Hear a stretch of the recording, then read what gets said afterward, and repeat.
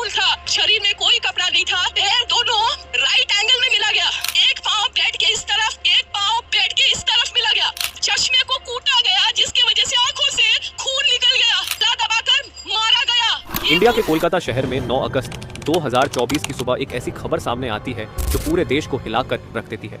ये खबर थी एक 31 साल की महिला डॉक्टर की, जो कोलकाता के RG Kar medical college and hospital में अपनी ट्रेनिंग कर रही थी। हॉस्पिटल जैसे सुरक्षित माने जाने वाले जगह पर इस महिला डॉक्टर का मर्डर एंड रेप होना काफी चौंकाने वाला था। इस घटना का खुलासा तब हुआ जब डॉक्टर के डेथ बॉडी का पोस्टमार्टम किया गया। इस रिपोर्ट ने लोगों की रूह तक को हिला दिया, क्योंकि यह मामला सिर्फ एक मर्डर का नहीं था, बल्कि इससे कहीं ज्यादा खौफनाक केस था। पोस्टमार्टम रिपोर्ट में खुलासा हुआ कि उस डॉक्टर की हत्या गला घोंटकर की गई थी, इतनी ताकत से कि उनका थायराइड कार्टिलेज तक टूट गया था। इस हत्या के पहले डॉक्टर ने अपनी जान बचाने के लिए कोशिश किया था। इसका सबूत उनके शरीर पर मिले कई निशानों से मिला। सबसे डरावना सच तब सामने आया जब डॉक्टर के प्राइवेट पार्ट्स पर घावों के निशान पाए गए। इससे साफ हुआ कि यह सिर्फ मर्डर का मामला नहीं था, बल्कि ये रेप के बाद किया गया एक खौफनाक हत्याकांड था। हॉस्पिटल के परिसर में इतनी बड़ी घटना हो जाती है और किसी को कान खबर तक नहीं होती। क्या उस रात कुछ ऐसा हुआ था जिसे जानकर आप गुस्से से बौखला जाओगे? क्या वहां कोई और था जिसने इस क्रूर घटना को अंजाम दिया? और अगर था तो आखिर कौन था? इन्हीं सवालों के जवाब खोजते हुए हम आज की इस वीडियो में आपको बताएंगे कि आखिर क्या हुआ था उस रात इस मेडिकल कॉलेज के शांत माने जाने वाले परिसर में। जब आपको सच का सामना होगा तो यकीन मानिए आपके भी रोंगटे खड़े हो जाएंगे।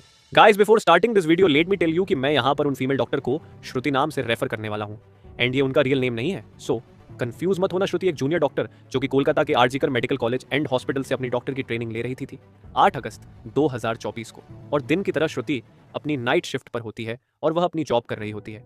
तभी रात के 11 बजे उन्हें अपनी मदर का फोन आता है, जैसे कि हर दिन आता था, क्योंकि पेरेंट्स को तो अपने बच्चों की चिंता हमेशा होती है।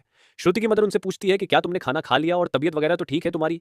जिसके रिप्लाई में श्रुति बोलती है कि उनकी तबीयत एकदम ठीक है और वो बस अभी कुछ पेशेंट्स को देखने जा रही है, जिसके बाद वो अपने कलीग्स के साथ बैठकर खाना खाएंगे।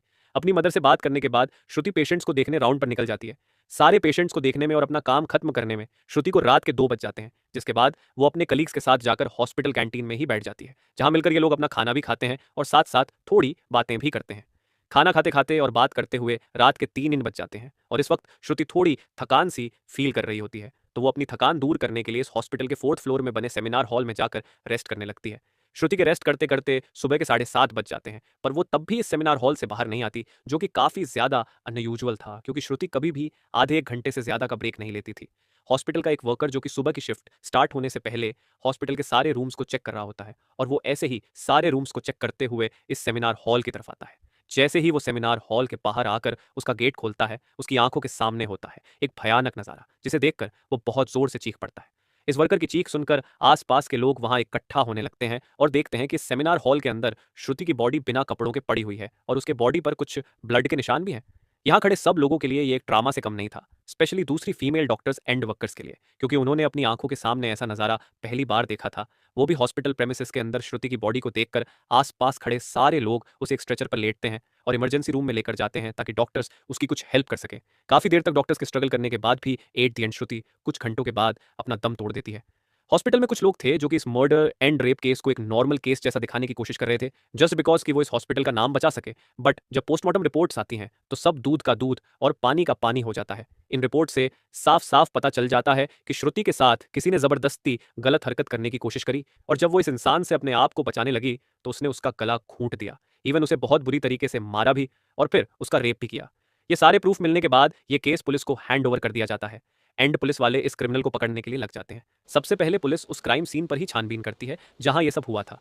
किस्मत से पुलिस वालों को वहां पर श्रुति के कुछ नेल्स एंड ब्लड सैंपल्स मिलते हैं और साथ ही एक ब्लूटूथ नेक बैंड। ये केस शायद और भी जल्दी सॉल्व हो जाता अगर उस फ्लोर पर सीसीटीवी कैमरा होते तो, बट बदकिस्मती से इस सेमिनार रूम के अंदर या इसके आसपास कोई सीसीटीवी कैमरा नहीं थे।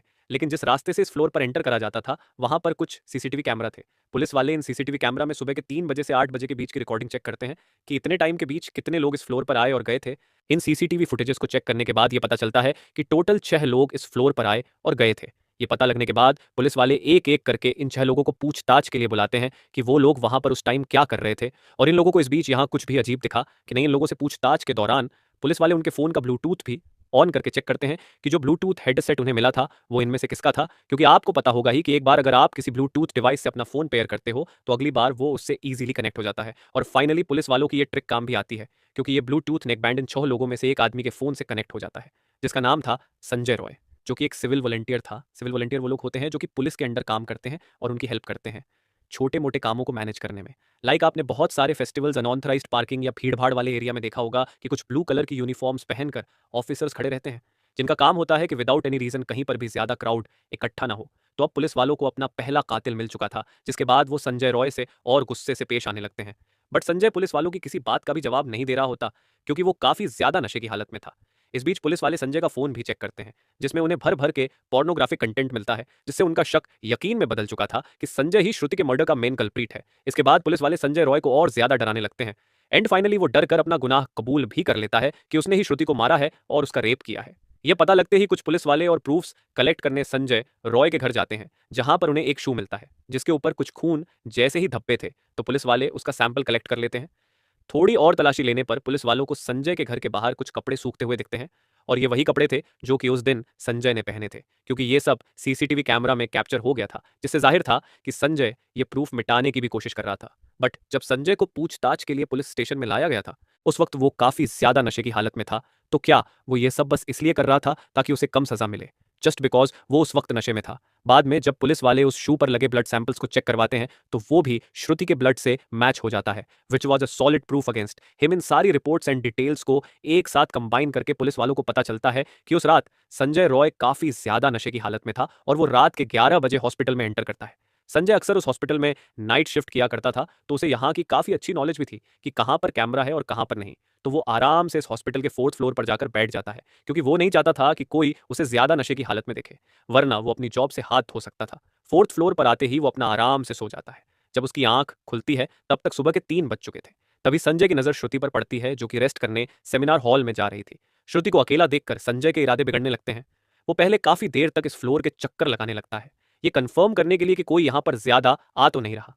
जब उसे लगता है कि हाँ उसका रास्ता साफ है, तो वो 4 बजे सेमिनार हॉल के अंदर एंटर करता है और फिर वहां से 4:45 पर बाहर आता है। इन 45 मिनट्स तक श्रुति के साथ इस आदमी ने क्या क्या किया होगा और वो कितने पेन से गुजरी होगी, ये सोचकर ही किसी का भी दिल सहम जाएगा।